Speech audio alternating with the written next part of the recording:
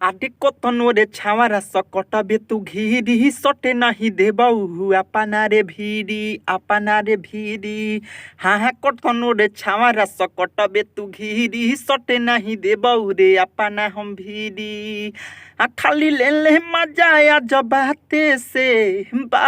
से सुना ये लड़का का बोल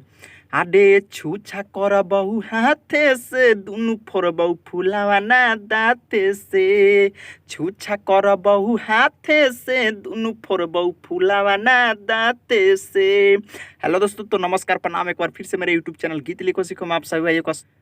आडे कतनो रे छावारा सकटबे तू घिरी सटे नहीं देबहु अपना रे भीरी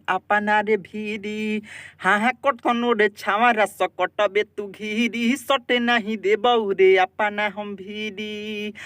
खाली ले ले मजा आ जब बाते से सुना ये लड़का का बोल आडे छूछा कर बहु हाथे से दुनु फोर बहु फुलावा ना दाते से छूछा कर बहु हाथे से दुनु फोर बहु फुलावा ना दाते से। हेलो दोस्तों, तो नमस्कार प्रणाम एक बार फिर से मेरे यूट्यूब चैनल गीत लिखो सीखो में आप सभी भाइयों का स्वागत है। और ज़्यादा